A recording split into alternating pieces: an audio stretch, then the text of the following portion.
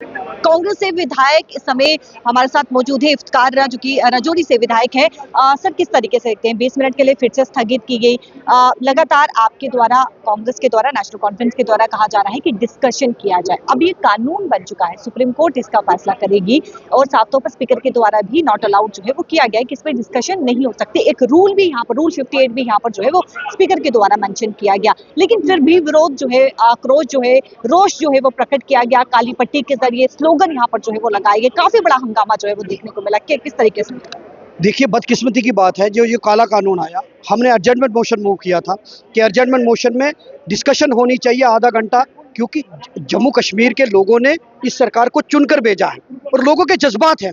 Muslim majority state है और ये ज़्यादातर ये लोगों के साथ जुड़ा हुआ, लेकिन स्पीकर साहब ने अलाउड नहीं किया। और बदकिस्मती की बात ये है कि वो पार्टी जिसका एक भी एमपी मुस्लिम नहीं लोकसभा में, जिसका राज्यसभा में सिर्फ एक सदस्य और किसी भी स्टेट में एक एमएलए नहीं, 18% मुस्लिम की पॉपुलेशन है, वो ये कहते हैं कि हम मुसलमानों के हक की बात करते हैं। कितने हंसने की बात है। नेशनल कॉन्फ्रेंस के विधायक भी ये कह रहे हैं कि मुस्लिम कोई मिनिस्टर नहीं है, एमएलए नहीं। कांग्रेस भी ये कह रही है। क्या आपस में डिसाइड किया हुआ था ये कहने का? मैडम, आंकड़े ये कहते हैं मुसलमानों की पूरे देश में 18% आबादी है।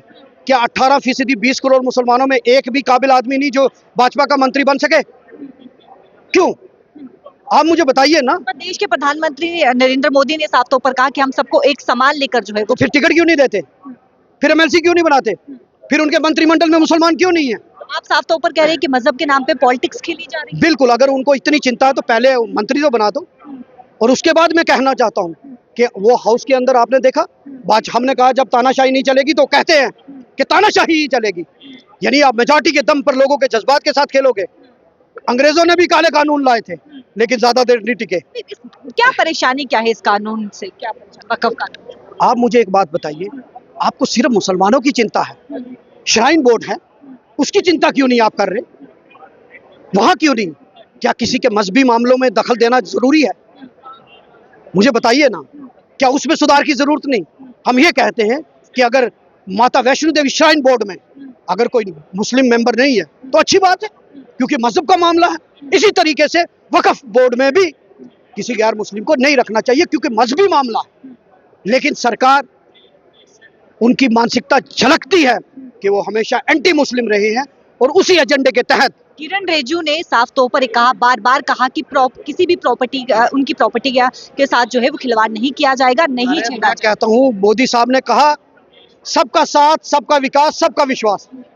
तो जब 2024 का वो मैं उनको याद दिलाना चाहता हूँ भाषण कहाँ का, राजस्थान का, जब उन्होंने कहा अगर कांग्रेस जीत गई तो हमारी बहू बेटियों के मंगलसूत्र मुसलमानों के देंगे। शर्म आनी चाहिए।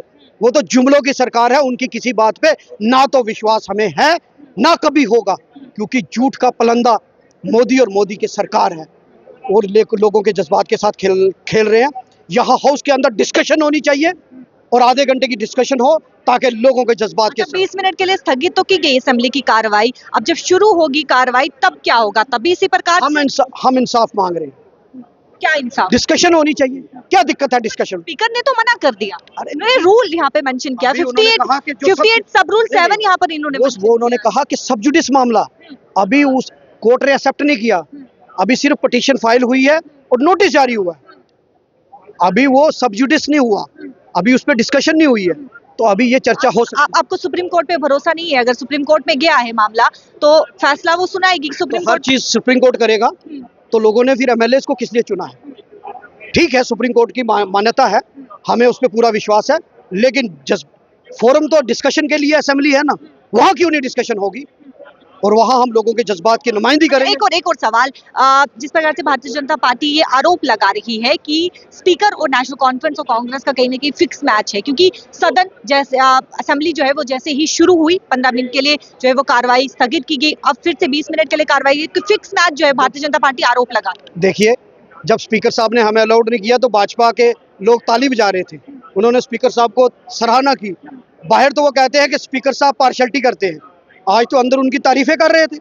तो भाजपा का तो ये दोहरा मापदंड है, उनकी किसी भी बात को सीरियस मत लो, और वो उनको खुद ही नहीं पता, वो बेचारे हम कठपुतली हैं। दिल्ली से फैसला होता है, वो भी फरमान जारी, वो तो तानाशाही जो दिल्ली से होती है वो बेचारे तो यहाँ सिर्फ उनको ऊपर से डिक्टेशन मिलती है कि व्हाट्सएप यूनिवर्सिटी में आपने ये बोलना, वो वही बोलते हैं, उससे ज़्यादा उनका कोई रोल नहीं है। हाईकमान से तो जिसको भी फैसला मतलब इंस्ट्रक्शंस आएगी वो तो माननी ही माननी है, चाहे वो कांग्रेस हो, नेशनल कॉन्फ्रेंस हो, जम्मू बीजेपी। कश्मीर के मुद्दे जो होते हैं वो जम्मू कश्मीर की इकाई तय करती है। हमारे जो मुद्दे हैं हम तय करते हैं, हम हाईकमांड को ब्रीफ करते हैं कि ये चीज़ करनी है, ये नहीं करनी। तो ये वो तो आज तानाशाही उन्होंने आज बड़े जोर खरोश से कहा कि हम तानाशाही करेंगे।